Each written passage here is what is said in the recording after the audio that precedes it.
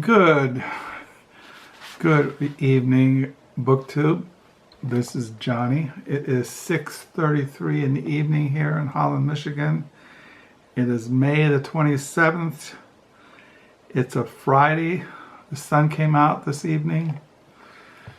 It's 73 degrees inside here. It's probably 60s outside, high 60s. So this is a Friday reads, but also we're coming to the end of the month of May 2022. And I usually make a video, sometimes I make a video showing, getting my June 2022 diary ready. I've been reading about John Adams and John Quincy Adams. They both kept diaries their whole life. And I was reading this afternoon that John Quincy Adams, he was more faithful in keeping his diary than his dad, who later on kind of slacked off because he was writing political works, John Adams. But John Quincy Adams, he wrote pretty faithfully in his diary, and you can buy from Library of America a 2-volume edition of, it's like abridgment. It's not his whole diary. It's impossible. But I've been lusting for those 2 volumes for a long time, and I just haven't gone around yet to just buying them. But I've been thinking about doing it since I've been really getting into John Quincy Adams. And I'm really enjoying reading this book, The Problem of Democracy. Presidents, John Adams and his son later on, John Quincy Adams, were presidents. Confront the Cult of Personality by Nancy Isenberg. She wrote that book. It was really kind of in the news a while back, White Trash. And Andrew Burstein, I have his book, The Knickerbocker, The Life of Washington Irving. He wrote a lot of books, Andrew Burstein. As you know, I'm reading this book by him, The Democracy's Muse, How Thomas Jefferson Became an FDR liberal, a Reagan Republican, and a Tea Party fanatic, all the while being dead. He wrote a book on Nancy Isenberg wrote Madison and Jefferson. I think I had that one. I think I saw that last night when I was downstairs looking at my library. But Burstein wrote Jefferson's Secrets, Death and Desire at Monticello. But they're really good writers. I've really enjoyed reading their writings, and intellectually stimulating. You learn a lot. That's one thing I like when I read books. I primarily read books not for entertainment or to escapism.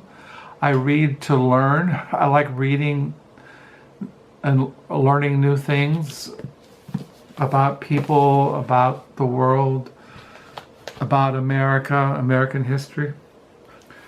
So John Quincy Adams kept a diary, and so did his father, John Adams.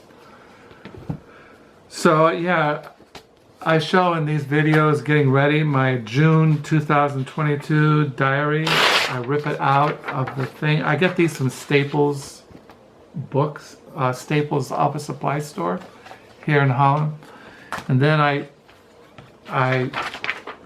cut off the edges so they will, I'll show you why. They don't fit in the folder that I use. So I've been keeping a diary. I always tell people, a guy came, today I volunteered at the Book Nook. Our local library used bookstore, the Book Nook, and a guy came in. He looked like in his middle 20s, maybe 25, 26. And he was walking around looking at all the books, and he came over to the section where we have religious books, and he seemed to be intent looking at him, and I said, "Do you like Christian literature?" So we started talking, and I found out he was a Christian, and he went to a church. He goes to a church my wife just went to last month for a women's theology conference. there in Hudsonville, which is east of us, not that far from us. So we had a good talk, but he likes to write. That was the point. He doesn't write. He writes short stories just for his own pleasure. He's never published anything. And talking to him, he says he works in a factory and he likes reading, and he likes to write. And I told him I like to write, but I consider myself a writer. I'm not a plumber, I'm not a carpenter, I'm not a minister, I'm not a professional athlete. I'm a writer. I've always loved to write.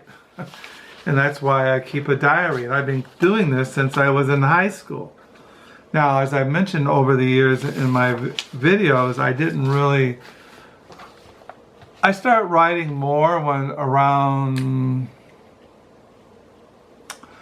1973, 74, 75, 76, 77. I have my diaries from 1977 until today, down in the lower level. But I burned, as I mentioned in past videos, when I left California to go to Reformed Bible College, which is now a Kuiper College, I burned everything. I burned everything. So then I get this, and then I put on, I'm using yellow, this for June, and then I put June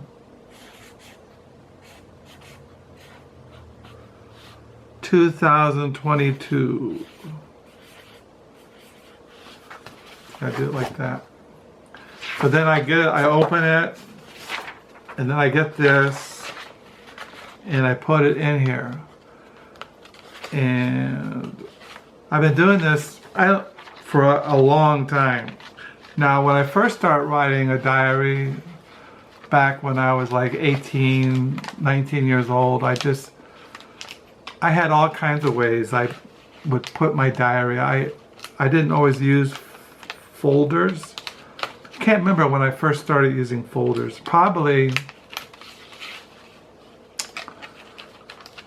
around 43 years ago, after I got married.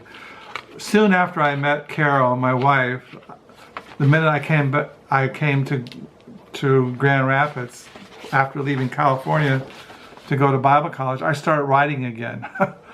I just immediately started writing again, even though I burned everything in California. When I came to Grand Rapids, Michigan, to go to college, I still had half the year, because I came to Grand Rapids in August of 1977, and I still had the year 77, because it wasn't a complete year. I couldn't burn it.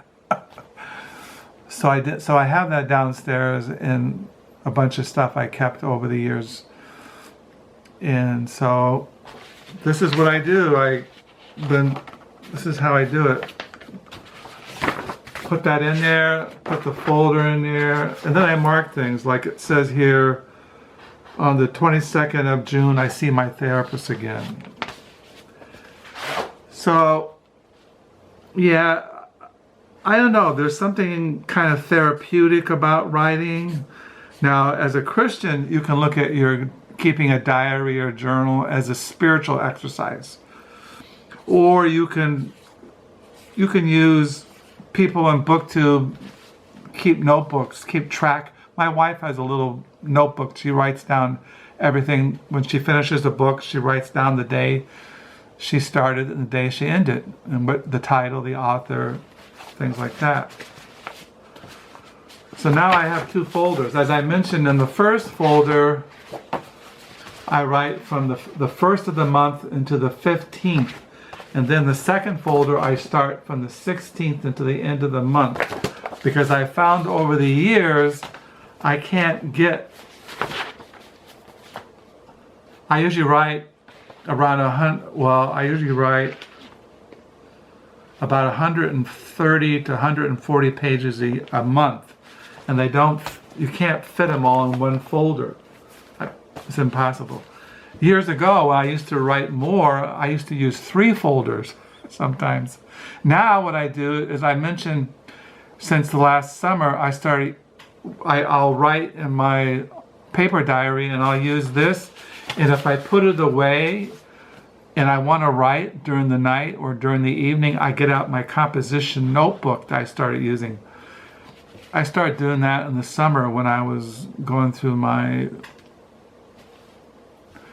spiritual crisis. I started writing more, and then I decided if I wanted to write. I try to write 3 or 4 pages a day. If I go over that, I know that I can't. If I write 4 or 5 pages or 6 pages, my folders will be crammed. So I usually write 3 or 4 pages, and then if I want to write more that day, I'll write in my composition notebooks. So that's how I do it. Today I ended on page 516 for the year 2022. I usually write around 1,200 pages a year. And the reason why I like these folders is because I keep all my receipts. When I go to a thrift store and I buy a book, like I went to the resale Harbor Humane Society, and I wanted the receipt, and I spent there $1.06. And if I get a book in the mail, like from Amazon, I got this Democracy's Muse. This is came with the book. And thank you, Midtown Scholar Bookstore. I keep receipts. I also keep track of emails. These are emails I've gotten or things that I copied off the internet. And when our kids were growing up, I kept all kinds of things. Many years ago, I had pen pals for about 26 years. Many years ago, I had pen pals, and I kept all their letters and emails. Somebody just emailed me just last week and asked for a book that they saw in my video, knowing I had an extra copy. Her name is Patricia. She lives in Richmond, Virginia. And she said, I had 2 copies of that book. I had gotten a hardback, and she saw I had the paperback I said I was going to give away or get rid of, and she said, can she have it? And so I sent it to Patricia. So I hope you got the book, Patricia. So as far as what I'm going to be reading this Friday, I've been reading Democracy's Muse, and I've been reading Problem of Democracy. Really enjoying these 2 books. And I'm reading, today at the Book Nook, I took with me to read the Uncollected Essays of Elizabeth Hardwick, which I got in the mail a couple of days ago. I've been reading that. And I got in the mail a couple of days ago the Ideological Origins of the American Revolution by Bailyn. The only book I bought today at the Book Nook was this book, The Grand Avenues, the story of the French visionary who designed Washington, D.C. by Scott M. Berg. This looked kind of interesting because I noticed when I was flipping through it that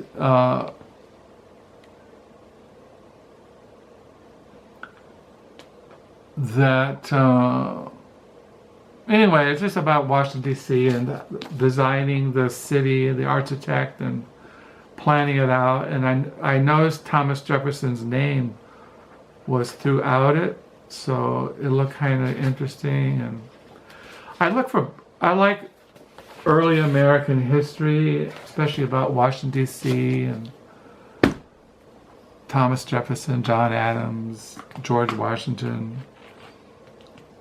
Hamilton, James Madison, just goes on and on. I also, when I was reading this book this afternoon, in a footnote, it mentioned this book, John Adams and the Prophets of Progress. And it mentioned in the footnote in this book, this chapter, and I was reading it, it's called John Adams Among His Books. Apparently when he was over in Europe over in Paris and London for a number of years, and he was a book collector. And when he came back to America, he had all his books shipped, and it took John Quincy Adams 3 days to open up all the crates of the books that John Adams bought when he was over in Europe, over in Paris. Well, he also went to the Netherlands, he went to Paris, he went to London, and it mentions in this chapter John Adams among his books, the books that he had in his library and what books he bought over there in Europe. And he had an incredible library. So did Thomas Jefferson. So that was kind of interesting. As far as what I'm reading in the mornings for devotions, I'm going to keep, I'm reading Ludolph of Saxony, The Life of Jesus Christ, Part 2, Volume 2, Chapters 58 to 89. I'm on Chapter 63. This is on the Passion of Christ. I'm still reading Isaac Ambrose, The Looking Unto Jesus. The full title is, the Puritans had long titles. They had Looking Into Jesus, A View of the Everlasting Gospel, or The Soul Eyeing of Jesus as Carrying on the Great Work of Man's Salvation from First to Last, Isaac Ambrose. This is a Puritan reprint. It was first published in the 17th century. As you all know, this is one of my favorite all-time Puritan works.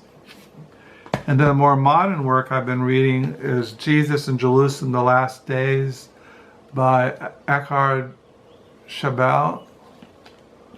I've been reading on Jesus' crucifixion. So that's what I'm reading during the weekend. My wife is still gone. She comes back Memorial Day on the 30th of May, and I'm hanging in there. And so I hope you had a good reading week. I hope you have a good weekend. Thank you for your comments. Thank you for the new subscribers. If I went through my comments the last couple of nights, and I try to answer all the comments. If I missed any, I'm sorry. I'll keep looking. But I want to show you my June 2022 diary. Show you what I'm going to be reading this weekend, and writing in my diary, watching the birds, praying for grace, just to keep on going down the narrow way, seeking to be holy as God is holy. So have a good night, have a good weekend. Once again, thank you for subscribing and for your comments. Until next time, bye.